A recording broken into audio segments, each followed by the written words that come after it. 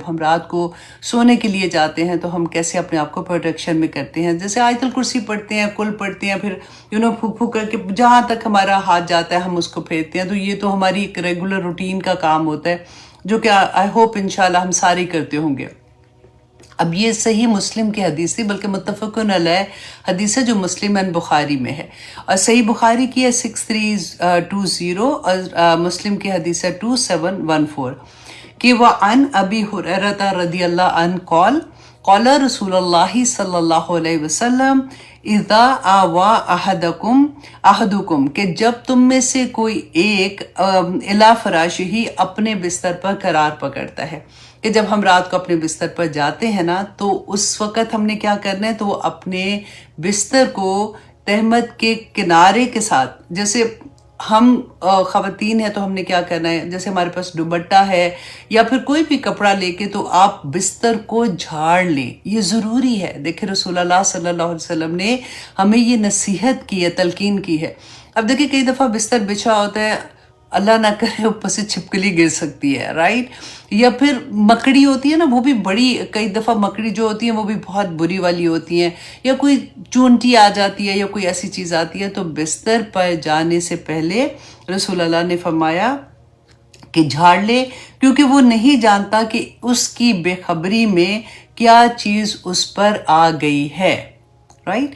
تو نمبر 1 یہ کہ آپ بستر جھاڑ کے پھر اپنے بستر پر جانا ہے, اور پھر وہاں پہ پہلے یہ دعا پڑھنی ہے. اب دیکھیں اتنی پیاری دعا ہے, بسمک ربی وضعت جنبی, اے میرے پروردگار تیرے نام کے ساتھ میں نے اپنا پہلو بستر پر رکھا ہے.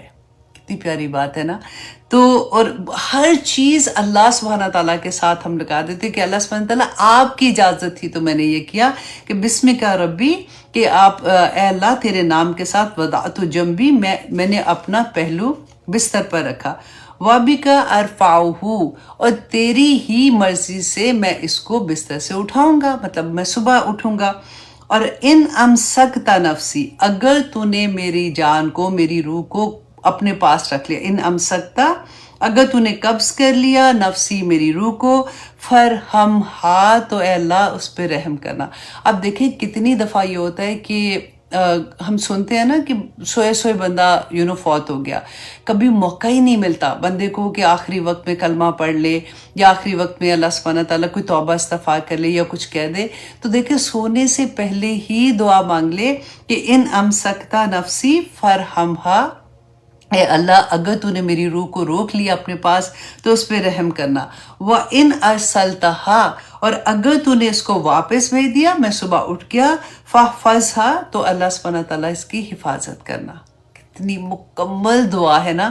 اور حفاظت بھی کیسی مانگتے ہیں کہ بِمَا تَحْفَظُ بِهِ عِبَادَكَ الصَّالِحِينَ, کہ ایسی حفاظت اللہ سبحانہ تعالیٰ کرنا جب میں سو کے اٹھوں نا, جیسے تو اپنے نیک بندوں کی حفاظت کرتا ہے. اور نیک بندوں کی حفاظت اللہ سبحانہ تعالیٰ کیسے کرتے ہیں؟ رسول اللہ صلی اللہ علیہ وسلم نے ہمیں حدیث میں بتایا تھا نا کہ اللہ سبحانہ تعالیٰ فرماتے ہیں کہ جس نے میری ولی سے دشمنی کی اس کے لیے میری طرف سے اعلان جنگ ہے. تو دعا کیا کریں کہ انت ولی فی الدنیا والآخرہ توفنی مسلمن والحقنی بالصالحین. یہی بات اللہ سبحانہ تعالیٰ نے دیکھیں چھوٹے سے ورڈز میں بتا دی کہ یا اللہ مجھے ایسے ہی رکھنا, جب میں زندہ ہو کے واپس آتا ہوں تو یا اللہ جو تیرے پسندیدہ بندے ہیں, تیرے نیک و صالح بندے ہیں, جتنا تو ان پہ کرم کرے گا, جتنی رحمتیں, جتنی برکتیں, جتنی عافیت ان کے اوپر ڈالے گا, کیا پاک پروردگار مجھے بھی بس ویسے ہی رکھ لینا. آمین ثم آمین. بہت پیاری دعا ہے, تو آپ لوگ بھی یاد کر لیجیے گا. میں کوشش کروں گی کہ میں چھوٹی دعا جیسے ہوتا ہے وہ بھی میں آپ لوگوں کے لیے شیئر کر دوں تاکہ آپ اس کو یاد کر لیں.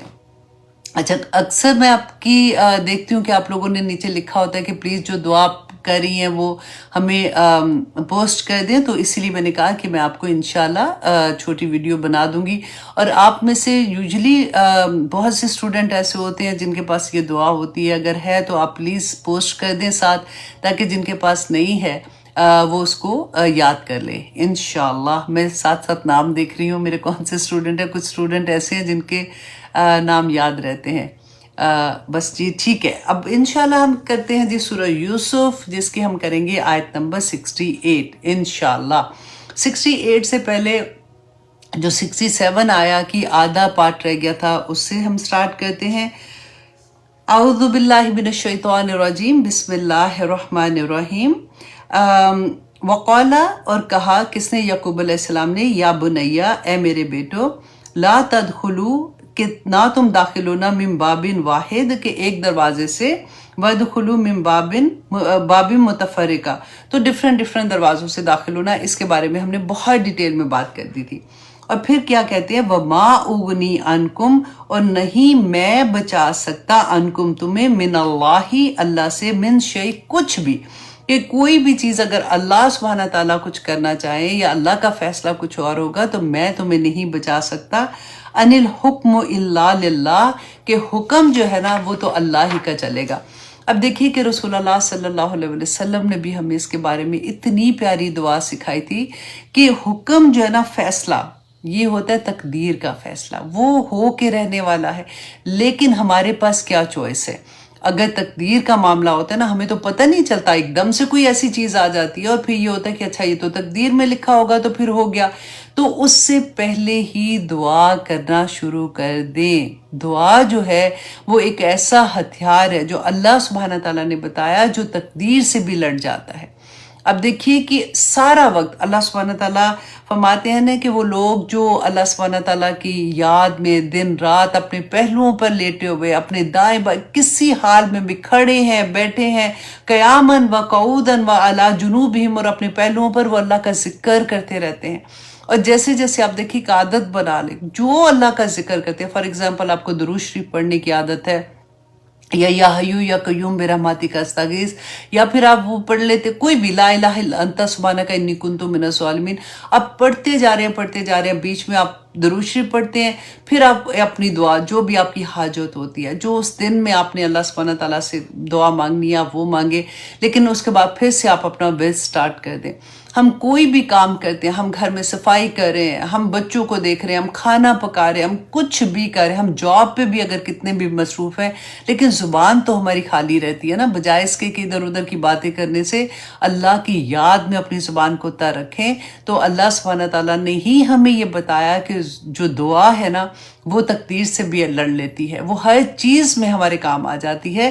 تو اس لیے ہمیں چاہیے کہ ہم اللہ سبحانہ تعالیٰ کی بات کو یہ غور کریں، کیونکہ بہت سے لوگ ہیں، ہم نماز پڑھ لیتے ہیں، ہم قرآن پڑھ لیتے ہیں، لیکن یہ جو تسبیحات ہے نا، ان میں ہم تھوڑا سا کمی کر جاتے ہیں۔ ہمیں یہ لگتا ہے کہ اچھا نماز کے بعد 33 ٹائمز ہم نے پڑھ لیا تھا، ہم نے یہ کر لیا تھا، تو بس اس کے بعد اٹھے تو کچھ بھی کر لیا، لیکن کوشش کیا کریں، کیونکہ ہر لمحہ اللہ سبحانہ تعالیٰ کی یاد میں جو انسان ہوتا ہے نا، اس کا مقام ہی بہت بڑا ہوتا ہے۔ آج پڑھیں گے ہم درجات کے بارے میں بھی۔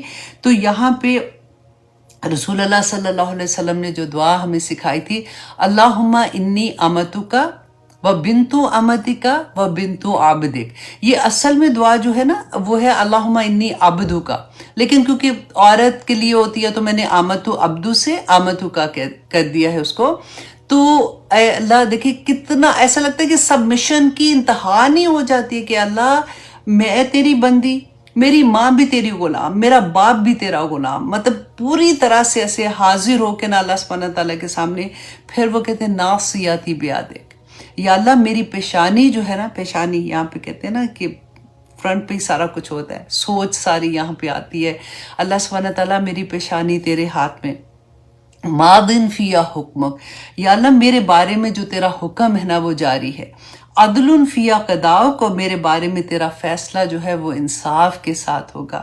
اللہ سبحانہ تعالیٰ اسألک بکل اسم ہوا لک، دیکھیں جب ہم دعا مانگتے ہیں نا تو اللہ سبحانہ تعالیٰ نے ہمیں کیا بتایا، رسول اللہ صلی اللہ علیہ وسلم نے ہمیں گائیڈ کیا کہ اللہ کے پیارے ناموں کے ساتھ اللہ سے کو پکارو، اللہ سبحانہ تعالیٰ تمہاری دعا قبول کریں گے۔ یا حیو یا قیوم کا پڑھا تھا نا ہم نے کہ اس میں اعظم میں آتا ہے اللہ سبحانہ تعالیٰ کی، یہ دیکھیں اتنا پیارا کہ اسألک بکل اسم ہوا لک، کہ جتنے تیرے نام ہیں مجھے نہیں پتا اللہ سبحانہ تعالیٰ، میرا تو علم اتنا محدود ہے کہ میں اتنے ہی جانتی ہوں کہ تیرے یہ نام ہے، جتنے تیرے نام تو نے اپنی صفات اپنے لیے رکھی ہیں ان کے ذریعے میں اللہ سبحانہ تعالیٰ تو سے دعا مانگتی ہوں۔ اور پھر آگے یہ دعا بہت پیاری ہے، انشاءاللہ یہ بھی میں آپ کو چھوٹی والی میں کر دوں گی۔ آج میں آپ لوگوں کے سامنے ایک اتنی پیاری حدیث شیئر کرنے والی ہوں، کیونکہ جو قرآن پڑھتے ہیں نا تو ان کو اگر تھوڑی سی بھی موٹیویشن ملتی ہے تو اور دل چاہتا ہے کہ ہم روز قرآن پاک پڑھیں، اور قرآن پڑھنے کا پھر مقصد بھی سمجھ آتی ہے کہ قرآن ہم نے اس لیے پڑھنا ہے کہ ہم نے اس پہ عمل کرنا ہے۔ اور دیکھیں رسول اللہ صلی اللہ علیہ وسلم کی اتنی پیاری حدیث ہے، مسلم کی حدیث ہے انٹرنیشنل نمبر 805، کہ حضرت نواز رضی اللہ عنہ بیان کرتے ہیں کہ رسول اللہ صلی اللہ علیہ وسلم نے فرمایا کہ قیامت کے دن قرآن اور ایسے لوگوں کو جو قرآن پر عمل کرتے ہیں ان کو بلایا جائے گا۔ سبحان اللہ، آپ کین یو امیجن کہ اللہ سبحانہ تعالیٰ کے سامنے ہم کھڑے ہوں گے، اور اس وقت کیا ہوگا، وہ لوگ جو قرآن پر عمل کرتے ہیں اس دنیا میں، کہ سورۃ البقرہ اور سورۃ آل عمران ان کے آگے آگے چل رہے ہوں گے۔ وہ دن جس میں گرمی کی شدت کا وہ حال ہوگا، سورج اتنا قریب ہوگا کہ انسان اپنے پسینے میں اپنی گردن تک بھیگا ہوگا۔ اس دن سورۃ البقرہ اور سورۃ آل عمران کس حال میں آئیں گے؟ رسول اللہ صلی اللہ علیہ وسلم نے فرمایا کہ جیسے دو سیاہ بادل ہوتے ہیں۔ آپ سوچیں کہ بادل کا جب سایہ ہوگا، ٹھنڈا سایہ ہوتا ہے نا، اس طرح سے وہ اپنے پڑھنے والوں اور عمل کرنے والوں کو بچائیں گے۔ اور نمبر 2، رسول اللہ نے فرمایا کہ وہ اس حال میں آئیں گے کہ جیسے دو سائبان اور اس کے درمیان میں روشنی ہوگی، یا پھر وہ پرندوں کے دو غول ہوں گے جو صفے باندھے ہوئے آئیں گے، اور وہ کیا کریں گے کہ وہ اپنے پڑھنے والوں کے حق میں جھگڑا کریں گے۔ اللہ اکبر! اب دیکھیں یہی قرآن ہے جو قبر میں انسان کے ساتھ ایک بہترین دوست کی طرح آئے گا اور انسان کو تسلیاں دے گا، اور یہ وہی قرآن ہے جو قیامت کے دن اللہ سبحانہ تعالیٰ کے ساتھ سفارش کرے گا، اور اللہ سبحانہ تعالیٰ انشاءاللہ اس کی سفارش قبول کریں گے۔ اور یہ وہی قرآن ہے جس کے بارے میں اللہ سبحانہ تعالیٰ نے قرآن میں فرمایا کہ اِنَّا أَنزَلْنَاهُ فِي لَيْلَةِ الْقَدْرِ، کہ یہ وہ قرآن ہے جس کو لیلۃ القدر میں نازل کیا گیا، اور اس قرآن کی عظمت کی وجہ سے وہ ایک رات 1000 مہینوں سے بہتر رات ہے۔ اللہ سبحانہ تعالیٰ نے قرآن پاک میں بار بار یہ فرمایا کہ اطیعوا اللہ و اطیعوا الرسول، کہ اللہ کی اطاعت کرو اور رسول کی اطاعت کرو۔ دیکھیں اس قرآن پہ عمل کیے بغیر ہماری زندگی میں کوئی عمل قبول نہیں ہے۔ اللہ سبحانہ تعالیٰ سے دعا کریں کہ اللہ سبحانہ تعالیٰ ہمیں قرآن کے ایک ایک لفظ کو سمجھنے اور اس پہ عمل کرنے کی توفیق عطا کر دے، کیونکہ یہی ہمارا دوست ہے۔ اور دعا کیا کریں کہ یا پاک پروردگار، انت جل القرآن ربیع قلبی و نور صدری و جلا حسنی و ذہاب ہمی غمی، کہ اللہ اس قرآن کو میرے دل کا نور بنا دے اور میرے غم اور مشکلوں کو دور کرنے کا ذریعہ بنا دے۔ آمین ثم آمین۔ بعض دفعہ یہ ہوتا ہے کہ کچھ لوگوں کو تو احساس بھی نہیں ہوتا، کیونکہ انہوں نے اپنی اراؤنڈ جو تھوڑے سے لوگ ہوتے ہیں نا، انہی میں ان کو لگتا ہے کہ نہیں اس کا بھی بچہ ٹھیک ہے، اس کا بھی بچہ ٹھیک ہے۔ لیکن کیا مسلمان ایسا ہونا چاہیے؟ نبی صلی اللہ علیہ وسلم نے کیا کہا تھا کہ مسلمان ایک دیوار کی مانند ہے، ایک جسم کی مانند ہے۔ اگر جسم کے ایک حصے کو تکلیف ہوتی ہے تو پورا جسم اس کو تکلیف کو محسوس کرتا ہے۔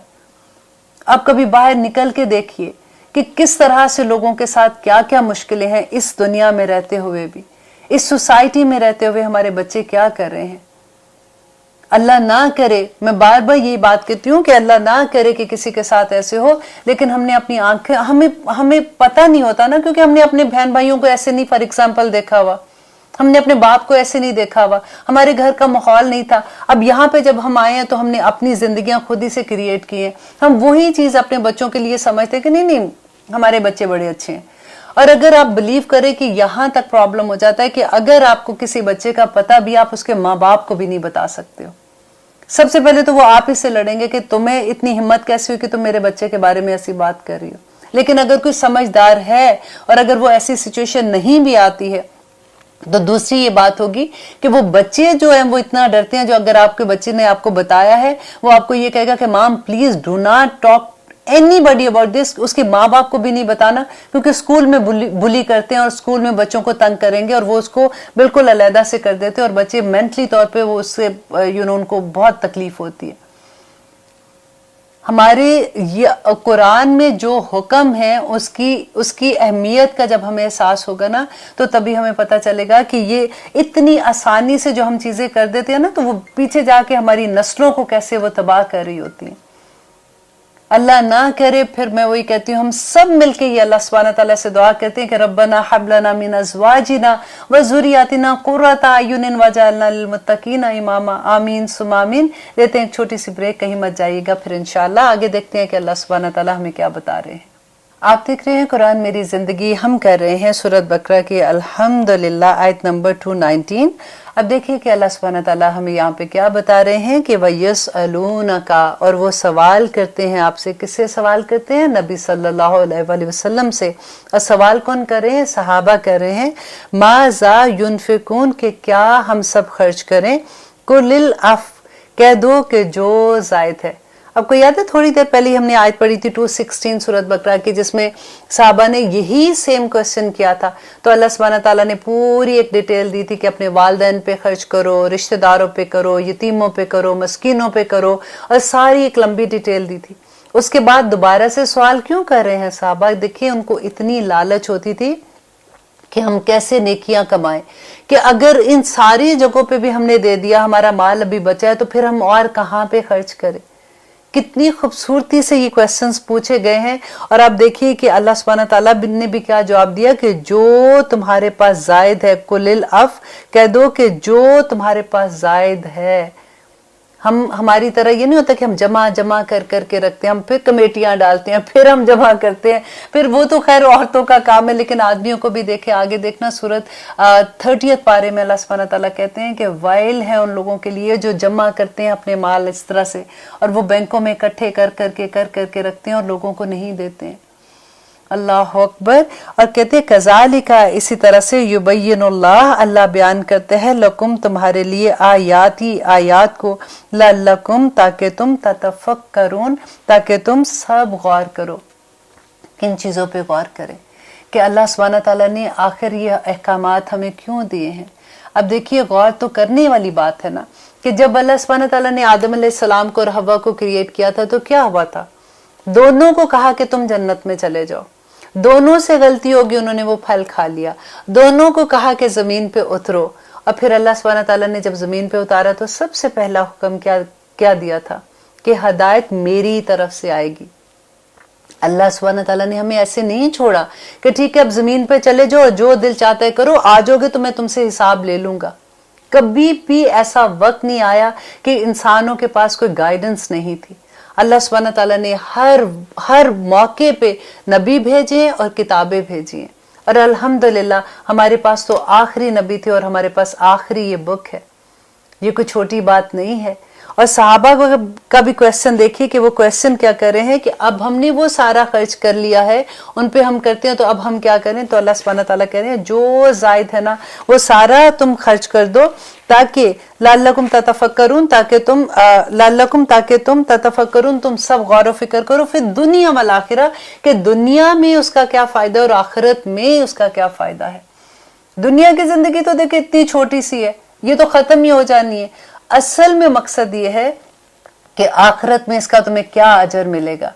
क्योंकि याद है मैं आपको लास्ट प्रोग्राम में बता रही थी कि जब सहाबा को नबी सल्लल्लाहु अलैहि वसल्लम मक्का के दौर में जितना कुरान उतरा था वो सारा इसके बारे में था कि अल्लाह सुब्हानहू तआला तौहीद पे इतना पक्का लोगों को कर दिया था। तौहीद पे अल्लाह सुब्हानहू तआला की मोहब्बत और नबी सल्लल्लाहु अलैहि वसल्लम की मोहब्बत ऐसे लोगों के अंदर छाई हुई थी कि अगर एक हुक्म आता था वो फौरन उस पर अमल करने के लिए भागते थे। समीना वात आना वाली बात होती थी। आपको याद है हजरत उमर के बारे में मैंने बताया था कि एक दफा नबी सल्लल्लाहु अलैहि वसल्लम के पास बैठे हुए थे, तो नबी सल्लल्लाहु अलैहि वसल्लम ने कहा कि उमर तुम तब तक मोमिन नहीं हो सकते हो जब तक तुम अल्लाह और उसके रसूल से उससे ज्यादा मोहब्बत ना करो जितने तुम अपने नफ्स से मोहब्बत करते हो। तो हजरत उमर ने कहा था कि या रसूलल्लाह मैं झूठ नहीं बोलता हूँ, मैं अपने से ज्यादा आपसे मोहब्बत नहीं करता। तो उन्होंने कहा था कि तुम अभी मोमिन नहीं हो, क्योंकि साहबा झूठ तो नहीं बोलते थे ना। फिर नबी उमर वापस आए और आके उन्होंने कहा कि या रसूलल्लाह आज मैं ये बात कह सकता हूँ कि मैं अपने से भी ज्यादा आपसे मोहब्बत करता हूँ। तो नबी सल्लल्लाहु अलैहि वसल्लम ने कहा था कि अब तुम मोमिन हो। और उसके पीछे भी देखिए कितनी बड़ी हिकमतें हैं कि जब इंसान अपनी जात से बाहर निकलता है ना तो फिर ही खैर फैला सकता है, फिर दूसरों की मदद कर सकता है। अल्लाह सुब्हानहू तआला ने हमें जितनी भी नेमतें दी हैं उनकी वजह ही ये है कि अल्लाह सुब्हानहू तआला चाहते तो वो क्या खुद नहीं दे सकते थे। اللہ چاہتے تو ہر انسان کے گھر میں جتنی بھی چیزیں دینی ہے، جو بھی اس کو نعمتیں عطا کرنی ہے، اللہ تعالیٰ بھر دیتے ہیں ان کے گھروں کو. لیکن اللہ چاہتا ہے کہ ہم اپنے ہاتھ سے جب کسی کو دے تو اجر ہمیں ملے. یہ کتنی بڑی بات ہے. اگر کوئی آپ سے کوئی سوال کرتا ہے، کوئی مانگتا ہے، تو اس کا شکر ادا کیا کرو کہ تمہاری وجہ سے میرے درجات بلند ہوئے، تمہاری وجہ سے اللہ سبحانہ تعالیٰ کی نظر میں میری عزتیں بلند ہو گئیں. الحمدللہ. جب اسی لیے تتفکرون کا یہ لفظ ہے کہ آپ تفکر کیا کرو کہ یہ اللہ سبحانہ تعالیٰ کی آیات کس لیے، اللہ سبحانہ تعالیٰ کے یہ احکامات ہیں. اور آگے ان کا سوال دیکھیے کہ وَيَسْأَلُونَكَ، اور وہ سب سوال کرتے ہیں آپ سے عَنِ الْيَتَامَى، یتیموں کے بارے میں. اب یہ سوال اس لیے یہاں پہ میں آپ کو تھوڑی سی اس کی ڈیٹیل بتا دوں کہ پہلے حکم آیا کیونکہ اب صحابہ جب مدینہ میں آئے ہیں تو مدینہ میں آتے ہی جنگ بدر، جنگ احد، جنگ خندق، جنگ احزاب، اتنی جنگیں ہو رہی تھی جس میں صحابہ جو تھے وہ ڈیفینیٹلی شہید ہو رہے تھے. اور اس کے پیچھے جو پھر عورتیں بچ جاتی تھیں، ان کے بچے بچ جاتے تھے. تو اس کے بارے میں پھر ایک آیت اللہ سبحانہ تعالیٰ نے کہا کہ اگر تم یتیم کا مال کھاتے ہو تو تم اپنے پیٹوں میں آگ بھر رہے ہو. اس سے بھی وہ ڈر گئے کہ یہ کیا، اب ان کے مال کا حفاظت کرنا کہ اچھا کہ کھانا پکا ہے تو اس میں سے بھی ہم نہیں کھائیں، یہ نہ کہ ہماری پیٹوں میں آگ بھر رہے ہیں. تو ان کو اس بات کا فکر تھا کہ اللہ سبحانہ تعالیٰ اس کے بارے میں ہمیں تھوڑا ڈیٹیل سے بتائیں کہ ہم کیسے کریں تاکہ ہمارا یہ ڈر ختم ہو. تو انہوں نے یتیم کے بارے میں جب پوچھا تو اللہ سبحانہ تعالیٰ آگے جواب دے رہے ہیں، کل اے نبی آپ ان کو کہہ دیجئے، اصلاحٌ بھلائی کرنا، لہم ان کے لیے، خیرٌ بہتر ہے کہ اگر تم ان کی بھلائی کا سوچتے ہو. ایسا نہیں ہے کہ یتیم ہے تو آپ نے زکوٰۃ کا مہینہ آیا تو آپ نے پیسے دے کے رشتہ داروں میں آپ نے سوچا میں نے اپنا فرض پورا کر دیا. نہیں، ان کی اصلاح کی کوشش کرنا. آپ یہ دیکھو کہ وہ بچے سکول پراپر جا رہے ہیں کہ نہیں جا رہے، ان کے گھر کے ایسے خرچے تو نہیں کم ہو رہے ہیں جس سے ان کی تربیت میں فرق پڑ رہا ہے. اگر وہ بچے کالج میں پڑھ رہے ہیں تو آپ دیکھیے ان کو ہیلپ کیجیے اس بتانے کی کہ کون سا پروفیشن ان کے لیے اچھا ہے، ان کی اصلاح کرنا. اگر آپ کو یہ لگتا ہے کہ وہ بچے چھوٹے ہیں، وہ غلط چیزوں میں انوالو ہو جائیں گے تو ان کو اپنا ٹائم تھوڑا دیں اور ان کو صحیح راستے پہ چلنے میں ان کی مدد کرے. یہ بہت بڑی بات ہے. اصلاح لہم ان کے لیے، خیر بہتر ہے. وَإِن تُخَالِطُوهُمْ اور اگر تم سب مل جل کر رہو، فَإِخْوَانَكُمْ تو وہ تمہارے بھائی ہی ہیں. کیونکہ بعض صحابہ ایسے تھے کہ جو ان کے گھروں میں اتنی غربت تھی کہ کھانے کے لیے بھی پیسہ نہیں ہوتا تھا، لیکن اگر کوئی ایک یتیم بچہ ہے جس کو اس کی وراثت میں جائیداد ملی ہوئی ہے، تو اب نبی صلی اللہ علیہ وسلم نے ان کو یہ حکم سنایا کہ دیکھو اگر ان کی پیسوں سے تم گھر میں کھانا پکاتے ہو، تم ان میں سے کھانا کھا بھی لیتے ہو تو اس میں کوئی گناہ نہیں ہے، وہ تمہارے بھائی ہیں. واللہ اللہ یعلم جانتا ہے. دیکھیں اللہ سبحانہ تعالیٰ نے ساتھ ہی بتا دیا کہ اللہ سارا جانتا ہے. المفسد کہ مفسد کون ہے، بگاڑ کرنے والا کون ہے، من المصلح اصلاح کرنے والوں سے. کہ تم یہ نہ سوچنا کہ اب اللہ نے کہا ہے کہ ٹھیک ہے جی تم ملا جلا لو، اب وہ تمہارے بھائی ہیں، اب ان کا پیسہ تم کھانا شروع کر دو. تو اللہ سبحانہ تعالیٰ کہہ رہے ہیں میں جانتا ہوں، میں فساد کرنے والا کہ کس کی نیت غلط ہے اور کس کی نیت اصلاح کرنے کی ہے. وَلَوْ شَاءَ اللَّهُ اور اگر چاہتا اللہ، لَآنَاتَكُمْ تو تمہیں یقیناً مشقت میں ڈال دیتا. ان اللہ بے شک اللہ عزیز بہت غالب ہے، حکیم اور حکمت والا ہے. مشقت میں کیا ڈالتے اللہ سبحانہ تعالیٰ؟ اگر وہی حکم اللہ سبحانہ تعالیٰ رکھتے کہ نہیں اگر تم ان کے ہاتھ بھی لگاؤ گے پیسوں میں تو تم اپنے پیٹوں میں آگ بھر رہے ہو، تو پھر کتنی مشکل ہو جاتی نا. تو اللہ ایسا نہیں چاہتا کہ تمہارے لیے مشکل کرے، کیونکہ دین اسلام صرف آسانیوں کا دین ہے، اس میں کوئی مشکل نہیں ہے. صرف وہ بات ہے کہ ایک دفعہ اپنے آپ کو تیار کر لیں اس لیے کہ میں نے اللہ سبحانہ تعالیٰ کا کوئی بھی حکم آئے گا میں نے اس پہ عمل کرنا ہے، نو میٹر وٹ. کوئی حکم اللہ سبحانہ تعالیٰ کیا ایسا حکم دے گا آپ کو جو آپ نہیں کر سکتے ہو؟ ایسا کیا ممکن ہے؟ بالکل ممکن نہیں ہے. نبی صلی اللہ علیہ وسلم نے پریکٹیکلی اور صحابہ نے پریکٹیکلی وہ کر کے دکھایا جو قرآن میں تھا، اور اس بات کا ثبوت دے دیا کہ یہ پریکٹیکل ریلیجن ہے. الحمدللہ. آگے اللہ سبحانہ تعالیٰ کہتے ہیں وَلَا اور نہ تنکحوا تم نکاح کرو المشرکاتی مشرک عورتوں سے حتیٰ یہاں تک کہ یؤمننا کہ وہ ایمان لے آئیں. دیکھیں یہاں پہ رہتے ہوئے یہ بہت بڑا فتنہ ہے امریکہ میں رہتے ہوئے، اسپیشلی کیونکہ ہم ساری کمیونٹیز کے ساتھ رہتے ہیں. اب ہمارے کیونکہ بچے بھی بچارے ادھر ہی رہتے ہیں، انہی اسکولوں میں جاتے ہیں، انہی کالجز میں جاتے ہیں، انہی لوگوں سے ملتے ہیں. کئی دفعہ ایسا ہوتا ہے کہ لائکنگ ہو جاتی ہے، اور یہ بہت مشکل مقام ہوتا ہے کہ آپ کو کوئی پسند آ جائے اور پھر آپ اس سے بیک آف ہونا، یا پھر آپ کس کی خاطر، جب تک آپ کے دل میں اللہ سبحانہ تعالیٰ کا وہ ڈر نہیں ہوگا اور وہ محبت نہیں ہوگی نا، تو یہ کام ہونا بڑا مشکل ہو جاتا ہے۔ اسی لیے بار بار جو بات ہوتی ہے نا کہ قرآن کھولو اپنی زندگی میں، دیکھو کہ اللہ سبحانہ تعالیٰ کے کیا احکامات ہیں، تو آسانی ہو جاتی ہے۔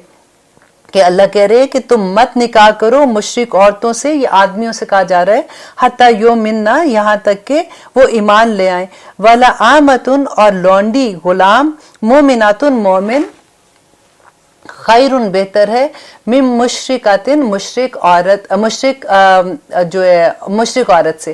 یہاں پہ دیکھیے پھر وہی بات ہے کہ مومن کی بات ہو رہی ہے کہ مومن اگر تمہاری، آج کل تو لونڈیاں نہیں ہیں تو ہم کیسے سمجھیں گے کہ اگر کوئی بہت ایسا ہے کہ تمہارا مقام، تمہارا سٹیٹس بہت اونچا ہے اور تمہارے پاس تمہیں ایسی عورت جو بہت غریب ہے لیکن وہ مومن ہے نا، تو وہ تمہارے لیے بہتر ہے کہ تم اس مشرک عورت سے شادی کر لو جو تمہیں پسند ہے۔ اور آگے اللہ سبحانہ تعالیٰ اس کی وجہ بھی بتائیں گے کہ وہ یہ کیوں کہہ رہے ہیں، اور آگے کہتے ہیں وَلَوْ أَعْجَبَتْكُمْ، اگرچہ وہ تمہیں بھلی ہی لگے۔ یہ اس جگہ پہ جب آپ کسی کو قربانی دینے کا ہوتا ہے نا، کہ اگر کوئی یہاں پہ آ کے اپنے دل کے ہاتھوں مجبور ہو جائے اور پھر اللہ کے آگے سرنگو ہو جائے، تو یہ مقام تو آپ دیکھیے کہ کیا کتنا بڑا ہوگا۔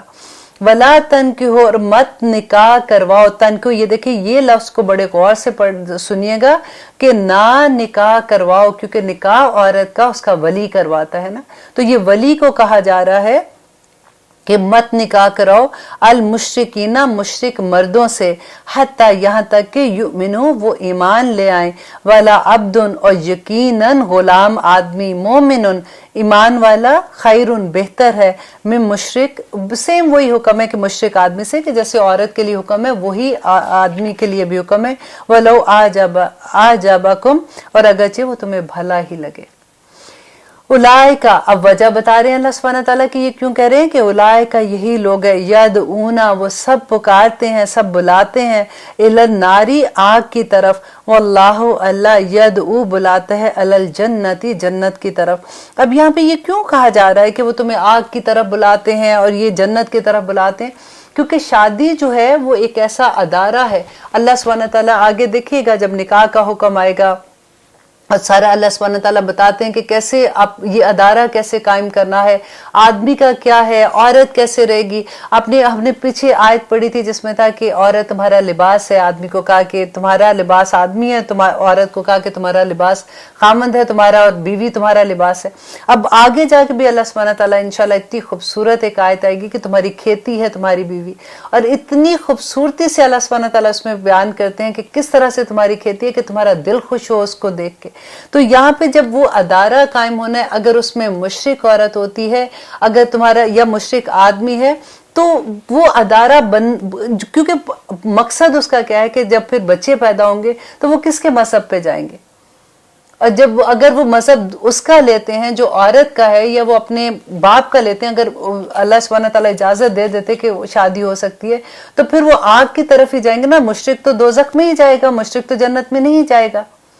تو اللہ سبحانہ تعالیٰ یہاں پہ اسی لیے منع کر رہے ہیں کہ شروع سے ہی اس چیز سے باز رہو۔ یہ دیکھیے جب بچوں کو پہلے دن سے اس بات کا پتہ ہوگا نا کہ ہمارے مذہب میں اس کی اجازت ہی نہیں ہے، تو وہ خود ہی سے اس سے باز رہیں گے۔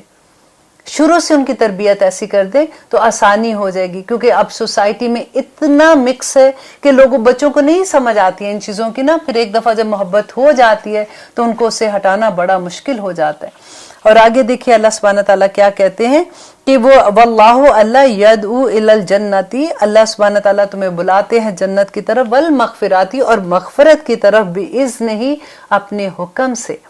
اللہ سبحانہ تعالیٰ کے احکامات میں نے آپ کو بتائے تھے، سورۃ بقرہ میں 1000 حکم ہے۔ اب ہر پروگرام میں آپ دیکھیے گا آپ کو اتنے احکامات ملیں گے کہ اللہ سبحانہ، احکامات کیا ہیں کہ اللہ سبحانہ تعالیٰ چاہتے ہیں کہ لوگوں کو تکلیف نہ ہو۔ اگر وہ ایسا کام کریں گے دنیا میں تو دنیا میں بھی ان کو رسوائی ہوگی، دنیا میں بھی پریشانی ہوگی۔ کل کو، آج تو ان کو محبت کے مارے نہیں پتہ چلتا उनकी आंखें उनको वो चीज नहीं दिखा रही हैं, लेकिन मुस्तकबिल में जब उनके बच्चे उनके दीन पे नहीं होंगे तो उनको उस पे भी तकलीफ होगी अगर वो गलत रास्ते पे चलेंगे। क्योंकि औरत है, अगर बीवी अगर आपकी मुशरिका है तो वो डेफिनेटली वो ऐसी जगहों पे बच्चों को लेके जाएगी। कल को जब बेटियां ऐसे काम करेंगी तो बाप को नहीं अच्छा लगेगा। अल्लाह सुब्हानहू तआला इसीलिए यहाँ पे पहले से वार्न कर रहे हैं, और इसकी इजाजत ही नहीं है, आप कर ही नहीं सकते। वली को भी इजाजत नहीं है कि वो लड़की का निकाह करे, और ना ही आदमी को इजाजत है। और आगे अल्लाह सुब्हानहू तआला कह रहे हैं वयुबय्यिनु, और अल्लाह बयान करते हैं आयात ही, अपनी आयात को, लिन्नासी, लोगों के लिए, लअल्लहुम, ताकि वो यतज़क्करून, ताकि वो नसीहत पकड़ें। अब फिर अगला सवाल देखिए क्या है कि वयसअलूनका, और वो सवाल करते हैं आपसे, अनिल महीद, महीद के बारे में, ये है हैज के बारे में सवाल करते हैं। अब आप इंशाल्लाह हम लेते हैं एक छोटी सी ब्रेक, कहीं मत जाइएगा। अब देखते हैं कि अल्लाह सुब्हानहू तआला आगे हमें क्या हुक्म देते हैं। ओके, इंतजार कीजिए थोड़ा सा। आप देख रहे हैं कुरान मेरी जिंदगी, अल्हम्दुलिल्लाह। अब हम कर रहे हैं आयत नंबर 222, अल्हम्दुलिल्लाह 222 नंबर की आयत कर रहे हैं कि वयसअलूनका, और वह सवाल करते हैं, अनिल महीद, हैज के बारे में, पीरियड्स के बारे में। कुल कह दीजिए, हुआ वो अजन, तकलीफ है, फ़अतज़िलू, बस तुम अलग रहो, अन्निसा, औरतों से, फिल महीद, पीरियड्स के दिनों में, वला तक़रबूहुन्ना, और मत करीब जाओ उनके, हत्ता, यहाँ तक के, यतहुरना, वो पाक हो जाएं, फ़ाइज़ा, बस जब, ततहरना, वो अच्छी तरह पाक हो जाएं, फ़अतूहुन्ना, तो उनके करीब आओ, मिन हैसो, जहाँ से, अमरकुमुल्लाह, अल्लाह ने हुक्म दिया है। देखिए इस लफ्ज को आप जरा अंडरलाइन करें कि अमरकुमुल्लाह, कि अल्लाह, ये भी हुक्म अल्लाह की तरफ से है, अपनी मर्जी का कुछ नहीं है। ऐसा नहीं है कि जो दिल चाहेगा उसी तरह से करना है, कि अमरकुमुल्लाह, जिस तरह से अल्लाह सुब्हानहू तआला ने हुक्म दिया है उस तरह से, फ़अतूहुन्ना, आओ उनके पास, इन्नल्लाह, बेशक अल्लाह, युहिब्बुत तव्वाबीन, पसंद करता है तौबा करने वालों को। यहाँ पे क्यों तौबा का लफ्ज़ आया है? इसलिए कि अगर पहले कोई ऐसी गलती की है तो अल्लाह सुब्हानहू तआला से तौबा करो, और अल्लाह सुब्हानहू तआला तौबा कबूल करने वाला है। वयुहिब्बुल मुतत्तहरीन, और वो पसंद करता है पाक साफ लोगों को। और फिर आगे कहते हैं निसाउकुम, निसाउकुम, तुम्हारी औरतें, हर्सुल लकुम, हर्स कहते हैं खेती को, लकुम, तुम्हारे लिए, कि तुम्हारी औरतें तुम्हारी खेतियां हैं। फ़अतू, बस आओ, हर्सकुम, अपनी खेती में। अब आगे मैं इंशाल्लाह आपको बता दूं, पहले हम इसकी थोड़ी सी डिटेल देख लें। ये आयत अक्सर जब हम कॉलेज में थे, मुझे याद है कि BA में थे मेरा ख्याल है, तो उस वक्त सूरत बकरा हमने पढ़ी थी, तो बड़ा ये होता था कि क्या मतलब है, हम क्यों खेती हैं। तो लेकिन जब इसकी डिटेल पढ़ी तो इतनी खूबसूरत लगी, जिसकी खादनी देखिए, किसान के लिए उसकी खेती कितनी इंपॉर्टेंट होती है। उसको देखते हैं तो उसकी आंखें खुश हो जाती हैं, उसको देखते हैं उसकी आंखों को ठंडक पहुंचती है। उसकी पूरी जिंदगी उसकी खेती होती है। वो अपनी फसलों को जब उगाता है, देखिए जब उसमें तो कीड़े आते हैं या कुछ ऐसी चीज होती है तो वो उनको मारने का बंदोबस्त करता है। अगर कोई ऐसी जड़ी बूटियां जो नुकसानदेह होती हैं उनको वो खींच के बाहर निकाल देता है। वो दिन रात अपनी खेती में काम करता है, उसको खुशहाल बनाने के लिए काम करता है। अब जरा अपनी इमेजिनेशन में देखिए कि किसान अपनी खेती में क्या क्या चीजें करता है और कितनी खुशी से करता है। पूरी जिंदगी अपनी खेती में लगा देता है, दिन रात। जिस वक्त उसके फल निकलने का वक्त होता है उसकी खुशी का आलम देखिए। ये मैंने एक्सपीरियंस किया था एक ऐसे कि घर में मैंने एक बीज बोया था एक छोटे से पॉट में, और मुझे याद है वो पहला दिन, जिस दिन छोटा सा वो एक पौधा जब निकला था, तो मैं खुशी से, मेरी खुशी की इंतहा देखने वाली थी कि अल्लाह, वो जो पौधा मैंने उगाया वो छोटा सा कॉम्पल निकल आया। तो बिल्कुल आप देखिए कि अल्लाह सुब्हानहू तआला आदमियों से ये कह रहे हैं कि तुम्हारी औरतें तुम्हारी खेतियां हैं, उनकी इसी तरह से हिफाजत करो, इसी तरह से उनको देख के खुश हो जाओ। वो तुम्हारे लिए खुशियों का पैगाम लाने वाली हैं। और फतू, बस आओ, हरसकुम, अपनी खेती में, अन्ना, जिस तरह तुम चाहो। अब देखिए अन्ना तुम को वापस आप लेके जाइए अमरकुमुल्लाह کہ جیسے اللہ نے حکم دیا تو آپ کو اس آیت کی بڑی خوبصورتی سے سمجھ آ جائے گی. آپ کو کسی سے اس کے بارے میں پوچھنا بھی نہیں پڑے گا کہ جس طرح سے اللہ تعالیٰ نے حکم دیا ہے اس طرح سے اپنی کھیتی میں آؤ. وَقَدِّمُوا اور تم سب بھیجو لِأَنفُسِكُمْ اپنے نفسوں کے لیے. کہ کیا بھیجو اپنے نفسوں کے لیے؟ دیکھیے یہ رشتہ بھی ایسے کہ اللہ سبحانہ تعالیٰ نے اس رشتوں کے بارے میں جو پوری احکامات دے دیے اور پھر بتایا کہ تم آگے بھیجو. مینس اگر تم جو نیکی کا کام کرو گے وہ تمہاری آگے جائے گی اور اگلے جہاں میں تمہیں انشاءاللہ اس کا اجر ملے گا. وَاتَّقُوا اللَّهَ تو اللہ سے ڈرو. وَعْلَمُوا اور جان لو اَنَّكُمْ بے شک تم ملاقوہ اس سے ملاقات کرنے والے ہو. وَبَشِّرِ الْمُؤْمِنِينَ پس مومنوں کو خوشخبری سنا دو. دیکھیے اس میں ملاقات کا لفظ کیوں آیا؟ اس لیے کہ اللہ سبحانہ تعالیٰ یہاں پہ یہ بتا رہے ہیں کہ تم یہ مت سوچنا کہ تمہیں دنیا میں چھوڑ دیا اور تمہاری زندگی دنیا میں ختم ہوگی. تم جو کام کرو گے جیسے کام کرو گے تمہاری کوئی پوچھ نہیں ہوگی. تم ایک دن اللہ سبحانہ تعالیٰ سے ملاقات کرنے والے ہو اور اس میں تمہیں اپنے ہر عمل کا جواب دینا ہوگا. اور خوشخبری سنا دو مومن عورتوں کو مومن آدمیوں کو جو اس دنیا میں رہتے ہوئے اللہ سبحانہ تعالیٰ کی حدود کے ساتھ زندگی گزارتے ہیں. وَلَا تَجْعَلُوا اور نہ تم سب بناؤ اللہ کو عُرْدَةٌ ڈھال لِإِيمَانِكُمْ اپنی قسموں کی ان کے تبرو کہ تم سب نیکی نہ کرو. وَتَتَّقُوا اور نہ تم تقوی اختیار کرو. وَتُصْلِحُوا اور نہ تم اصلاح کرواؤ بین الناس لوگوں کے درمیان. یہاں پہ یہ بات بتائی جا رہی ہے کہ ایسی قسمیں مت کھاؤ. جیسے فار ایگزامپل ہم قسم کھا لیں کہ میں قسم کھاتی ہوں کہ میں تم سے بات نہیں کروں گی. اللہ سبحانہ تعالیٰ کہتے ہیں کہ مت اللہ کی قسمیں ایسی کھاؤ جو تم لوگوں کو, کیونکہ اللہ سبحانہ تعالیٰ نے تو صلح رحمی کا حکم دیا ہے اور تم قسم کھاتے ہو کہ میں تم سے بات نہیں کروں گی کبھی بھی, میں اللہ کی قسم کھا کے یہ کہتی ہوں. تو یہاں پہ انہی باتوں سے روکا گیا کہ اللہ کو اپنی قسموں کا اپنی باتوں کا ڈھال مت بناؤ. وَلَا بین الناس لوگ واللہ اللہ سمیع علیم سننے والا اور خوب جاننے والا ہے. اور آگے اتنی پیاری یہ مجھے بات لگتی ہے کہ پہلے تو اللہ سبحانہ تعالیٰ ہمیں کہہ رہے ہیں کہ مت کرو, میرا نام لے کے جھوٹی قسمیں مت کھاؤ اور کسی کو ایسی چیزیں جو اللہ نے حکم دیا ہے اس بات کو لے کے کہ میں اسے بات نہیں کروں گی یا ایسی کوئی چیز کہتے ہو تو اللہ کو اس پہ گواہ بنا دیتے ہو, تو ایسی چیزیں مت کرو. لا یؤاخذکم نہیں تمہاری پکڑ ہوگی, اللہ نہیں تمہیں پکڑے گا اللہ باللغو فی ایمانکم تمہاری ایسی قسموں سے جو تم بے سوچے سمجھے کھا لیتے ہو. اب کیونکہ پہلا جب حکم آیا تو وہ تو ڈر کے یہ ہوتا ہے نا کہ اب تو ہم کوئی لفظ بھی نہیں بول سکتے, کیونکہ اس زمانے میں بھی مشرکین مکہ کو عادت تھی کہ وہ ہر بات میں واللہ تاللہ اس طرح سے تا بھی قسم کا ہوتا ہے, وا قسم کا ہوتا ہے, تو وہ ایسے قسم کھا لیتے تھے اور ان کا مقصد نہیں ہوتا تھا. جیسے آپ ریگولر بات کرو تو آپ کو قسم سے میرا یہ مطلب نہیں ہے, تو آپ کا مقصد کسی کو ہرٹ کرنا نہیں ہے, آپ کا مقصد کوئی ایسی جان بوجھ کے اللہ کی قسم کھا کے کسی کو دھوکہ دینا نہیں ہے یا کسی کے ساتھ نقصان دینا نہیں ہے. تو اس بارے میں اللہ سبحانہ تعالیٰ کہتے ہیں کہ تمہاری وہ قسمیں جو تم بلا ارادہ کھا لیتے ہو اس کے بارے میں اللہ سبحانہ تعالیٰ کہہ رہے ہیں کہ تمہارا مواخذہ نہیں ہوگا. لیکن یواخذکم وہ مواخذہ کرے گا تمہارا بما کسبت قلوبکم جو تمہارے دلوں نے کمایا ہے. اب دیکھیے ہم جب کمانے جاتے ہیں تو ہم کیا کرتے ہیں, ہم باہر نکلتے ہیں, محنت کرتے ہیں, کام کرتے ہیں, پھر کاروبار ہوتا ہے, پھر اس میں کماتے ہیں نا. یہاں پہ بات آ رہی ہے قلوبکم تمہارے دل جو کماتے ہیں, تمہاری نیتوں کی بات ہو رہی ہے کہ جو تمہاری نیت ہے نا اس کو دیکھا جائے گا. تمہارے دل کی کمائی جو ہے اللہ سبحانہ تعالیٰ آخر میں جو تمہارے دل میں بھی بات ہے اس کو بھی نکال کے باہر لے آئے گا. تو وہ وہاں پہ یہ بڑا خوبصورت لفظ ہے بما کسبت قلوبکم جو کمایا تمہارے دلوں نے. واللہ اللہ غفور بخشنے والا ہے, حلیم اور بڑا بردبار ہے.